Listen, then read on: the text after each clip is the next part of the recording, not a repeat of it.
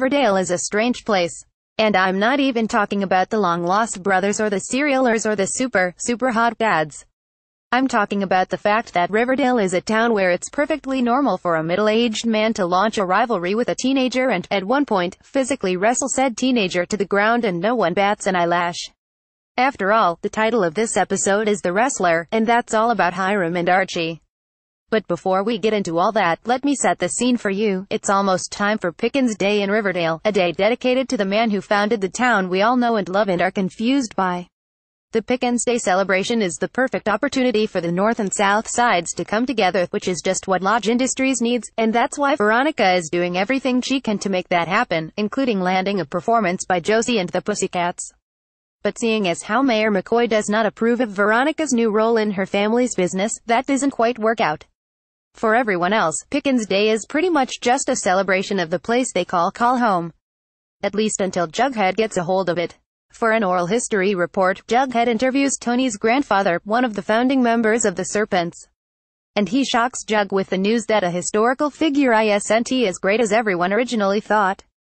Can you imagine? Apparently, the land that Riverdale now calls home used to belong to a tribe. But under the order of Cheryl's great-great-great-grandfather, General Pickens led a raid on the town, there buying 400 men, women, and children just to get a hold of some maple trees and the occasional river. Of course, Jughead isn't just going to listen to this and do nothing. Instead, he writes an article about it for the Blue and Gold, after which he has to apologize to Tony's grandfather for using the poor Mont's story as a pawn in his own revenge against the North Side. But at the end of the day, the Serpents come together to protest Pickens Day, and when Hiram puts a swift end to the protest, he gives some speech about how the protest is just further proof of what a wonderful place Riverdale is. The hour ends with someone decapitating the statue in Pickens Park.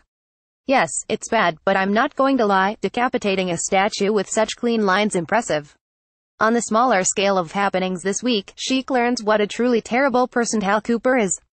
Hal spends the entire episode asking Sheik questions and trying to kick him out of the house before Penelope offers Hal comfort, which is her favorite word for. Meanwhile, Betty does everything she can to get to know her brother. After Sheik mentions the scars he has from all of the clients his landlord booked for him at the hostel, Betty wastes no time in mentioning the crescent moon-shaped scars on her hand from where she digs her nails in. Because that's totally the same thing.